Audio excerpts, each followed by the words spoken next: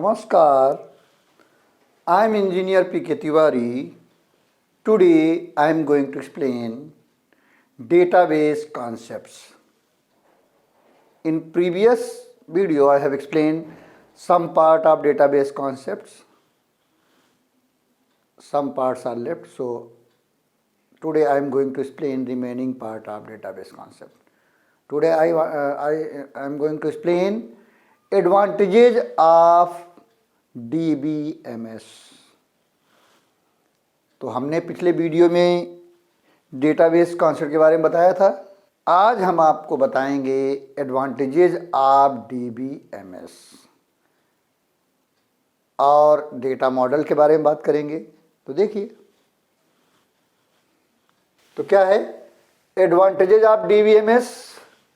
A DBMS has several advantages over traditional data processing techniques. तो पहला क्या है? Control of data redundancy. Redundancy का मतलब होता है डुप्लीकेसी, यानी कि ये कंट्रोल करता है कि क्या कंट्रोल करता है? डुप्लीकेसी को कंट्रोल करता है कि एक डेटा कई जगह ना हो, एक ही जगह होता है, क्योंकि सेंट्रलाइज डेटा होता है जिससे डुप्लीकेसी नहीं होती. तो देखिए क्या है, तो control of data redundancy mean duplication of data lead to wastage of storage space. A DBMS eliminates data redundancy means duplication of data by integrating the files so that multiple copies of the same data are not stored. यानी जब centralise data होता है तो क्या होता है, एक table एक ही जगह रहती है. तो जब एक ही जगह रहती है तो डुप्लीकेसी नहीं होती है. तो दूसरा क्या है?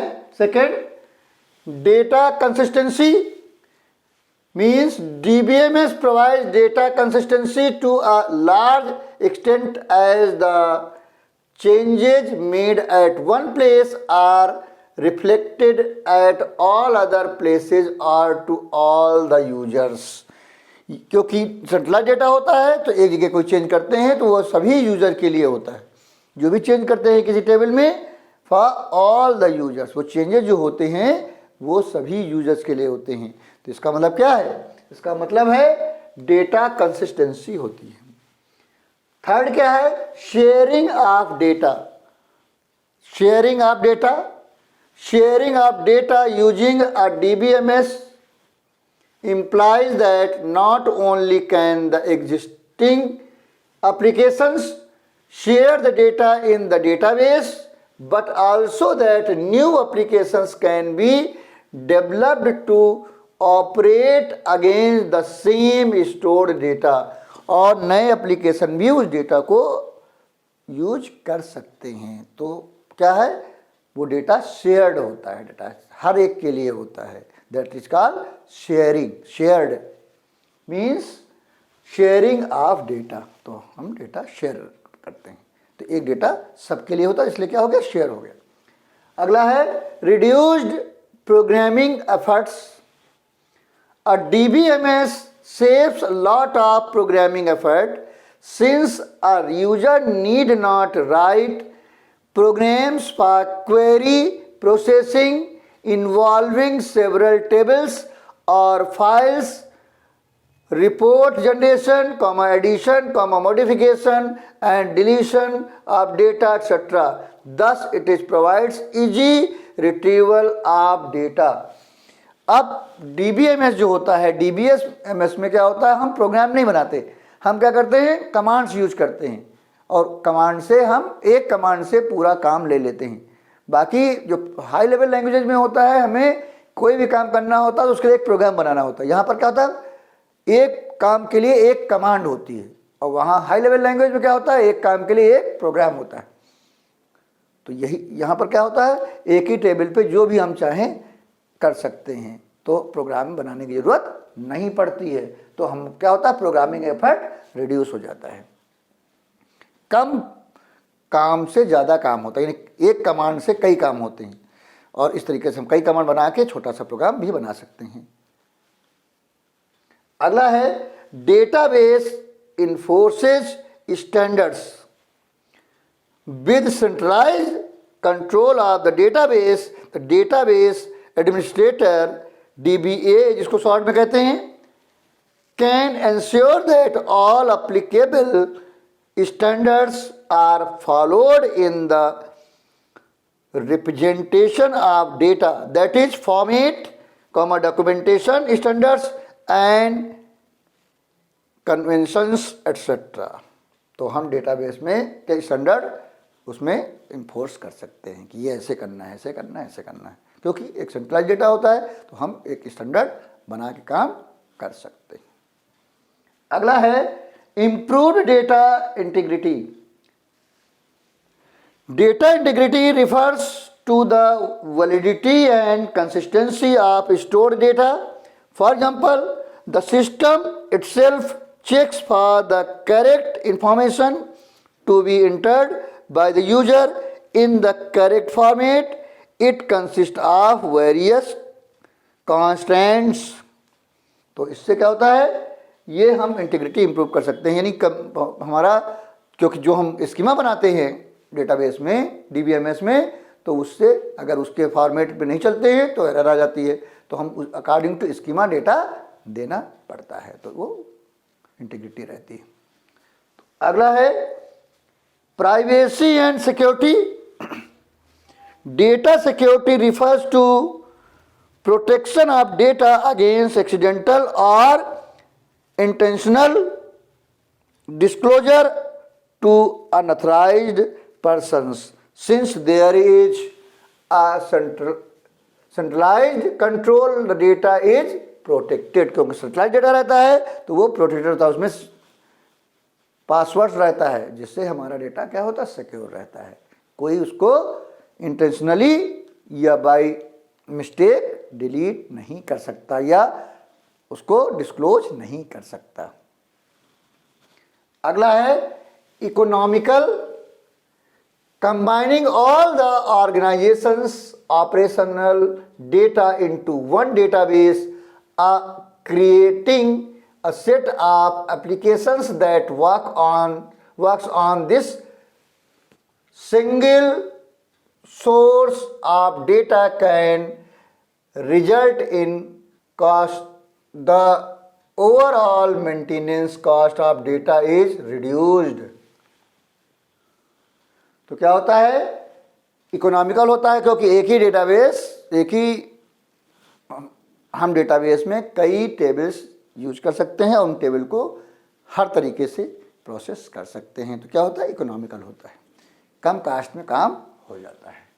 अगला है improved backup and recovery system. A database system provides facilities for recovery from hardware और सॉफ्टवेयर फेल्योर। अगला है solving enterprise requirements than individual requirement. Since various types of users with varying levels of technical knowledge use a database, DBMS should provide a variety of user interface. यानी एक data को कई user use कर सकते हैं, चाहे वो आपके इंटरप्राइज रिक्वायरमेंट में हो या इंडिविजुअल हो, वो काम दोनों के लिए करेगा। अगला है data independence.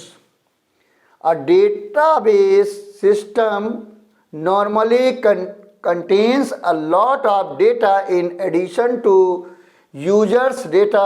For example, it stores data about data known as metadata to locate and retrieve data easily according to the user's requirement. So in case there is a need to change the existing data, metadata itself follows a layered architecture so that when we change data at one layer, it does not affect the data at another level. एक जगह हम change करते हैं तो दूसरे level पे उसका फर्क नहीं पड़ता। A database system provides both logical and physical data independence. तो लॉजिकल डेटा इंडिपेंडेंस और फिजिकल डेटा इंडिपेंडेंस क्या होता है वो देखिए। Logical data independence is a kind of mechanism which is independent of the actual data stored on the disk. If any changes are made in the table format, it does not change the data residing on the data. तो अगर हम कुछ change करते हैं उसके schema में change करते हैं तो जो डेटा हमारा पड़ा है उसमें कोई फर्क नहीं पड़ता है। जो नया डेटा देते हैं उसमें वो नया उसके फॉर्मेट में आ जाता है। तो अगला है physical data independence. Physical data independence refers to making changes in the internal structure or internal schema such as file organization, memory storage format, storage devices, etc. without changing the conceptual schema, that is the format of the stored data. जो हम data store करते हैं तो एक schema बनाते हैं कि कौन सा डेटा कितने हमारे टेबल कौन से टेबल में कितने कॉलम होंगे और हर टेबल के कॉलम का क्या टाइप होगा, तो दैट इज कॉल्ड स्कीमा। उस स्कीमा में हम चेंज कर सकते हैं, लेकिन जो डेटा पहले से पड़ा है उसमें कोई फर्क नहीं पड़ेगा। हम ऐड कर सकते हैं न्यू कॉलम, कॉलम डिलीट कर सकते हैं, तो ऐसे हम ज़रूरत के हिसाब से काम कर सकते हैं। अगला है DBMS models, database management system models. तो data models define how the logical structure of the database is modelled. A data model is an integrated collection of conceptual tools that can be used to describe the structure of the database along with its appropriate data types, relationship and constants required to be applied on the data. Data models are used to implement abstraction in a database. Abstraction का मतलब है कोई भी चीज़ हम use करें उसकी mechanism ना जाने, दैट इज कॉल्ड अब्स्ट्रैक्शन। जैसे हम गाड़ी में हमें पता है कि बटन दबाने से गाड़ी स्टार्ट हो जाती है, लेकिन उसकी इंटरनल मैकेनिज्म क्या है हमें नहीं पता है, दैट इज कॉल्ड अब्स्ट्रैक्शन। तो उसी की बात हो रही है। तो data model are use to implement abstraction in a database, यानी उसके अंदर जो डेटाबेस के अंदर क्या वर्किंग है उसको बगैर जाने भी काम हो सकता है। They are communication tools, they define how data is connected to each other and how they are processed and stored inside the system. Data model organise data for various users. A data model should be able to give the best data representation and should process the following desirable characteristics. तो characteristics क्या हैं? देखिए कौन कौन से 4 characteristics हैं। देखिए क्या हैं? Data model should be presented graphically using diagrams and symbols. Second, data representation in a data model should have no data redundancy, no duplicacy. It should be made available and shared by various applications. Fourth, data represented should be consistent, stable and valid in all aspects.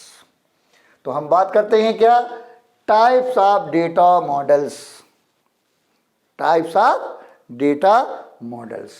Data models are categorised into 3 different categories. तो 3 category हैं। पहली है object based data model, second है record based data model और third है physical data model. और जो हमारा रिकॉर्ड बेस्ड डेटा मॉडल है वो उसके 3 पार्ट हैं। पहला है hierarchical data model, means tree structured, दूसरा है network data model, that is called directed graphs, और थर्ड है relational data model, means files, tables and relations. तो उसको हमने उससे भी समझाया है कि डेटा मॉडल्स 3 पार्ट हैं, object based data model, record based data model and physical data model. और रिकॉर्ड बेस्ड डेटा मॉडल के 3 पार्ट हैं, hierarchical data model means tree structures, network data model means directed graphs, and relational data model means files और tables और relations. तो इनकी जो types हैं, जो हमारे टाइप्स ऑफ डेटा मॉडल हैं, इनकी चर्चा हम अगले वीडियो में करेंगे। और हमें जो पढ़ना है वो क्या पढ़ना है, हमें पढ़ना है रिलेशनल डेटा मॉडल के बारे में, यानी रिलेशनल डेटाबेस मैनेजमेंट सिस्टम के बारे में। तो प्लीज टेक स्क्रीनशॉट।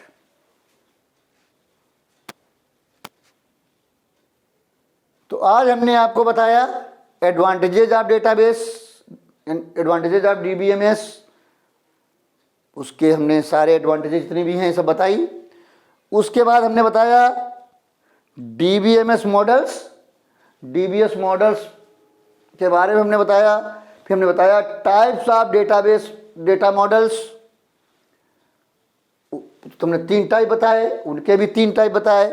और ये जो टाइप्स हैं इनको केवल नाम बताए हैं, इनके बारे में हम अगले वीडियो में चर्चा करेंगे। तो आपको वीडियो कैसा लगा? अगर अच्छा लगा तो तुरंत लाइक कर दीजिए। अगर कुछ डाउट्स हैं, कुछ पूछना चाहते हैं, तो आप हमारे कमेंट बॉक्स में जाके पूछ सकते हैं। अगर आप चाहें तो हमारे सोशल मीडिया में भी जाकर क्वेश्चन पूछ सकते हैं, उसके लिंक्स आपको डिस्क्रिप्शन में मिल जाएंगे। अगर हमारे चैनल आप सब्सक्राइब कर रखा है तो बहुत अच्छी बात है। अगर अभी तक नहीं किया है तो तुरंत ही सब्सक्राइब करें। इससे फायदा क्या होगा कि आपको नए नए वीडियो मिलते रहेंगे। लेकिन जब आप सब्सक्राइब करते हैं तो बगल में बेल आइकन रहता है, उसको क्लिक करिए और ऑल कर दीजिए। इससे क्या होगा, आपको सारे जो वीडियो जाएंगे और इसकी इन्फॉर्मेशन तुरंत ही मिल जाएगी। अगर आपने पहले से चैनल सब्सक्राइब कर रखा है तो आपको बार बार सब्सक्राइब करने की ज़रूरत नहीं है। आपको क्या करना है, वीडियो देखना है, नॉलेज गेन करनी है और तुरंत ही अपने जानने वाले जितने भी जिनका आप भला चाहते हैं, नियर डियर हैं, उनको तुरंत ही शेयर करना है, जिससे उनको भी नॉलेज मिल सके। और आप लोगों से एक रिक्वेस्ट है कि जब भी वीडियो देखें पूरा वीडियो देखें, कभी भी कोई भी वीडियो अधूरा ना देखें। और अगर कोई चैप्टर पार्ट्स में है तो पार्ट 1, पार्ट 2, पार्ट 3 करके देखें, जिससे आपको कन्फ्यूजन ना हो। कन्फ्यूजन होना इसका मतलब बेकार की बात है। तो इसलिए जब भी वीडियो देखें पूरा वीडियो देखें, और पार्ट में है अगर कोई चैप्टर तो पार्ट 1, पार्ट 2, पार्ट 3 करके देखें। तो अगले वीडियो में हम चर्चा करेंगे जो हमारे डेटा मॉडल्स हैं उनके बारे में बात करेंगे। Thank you very much.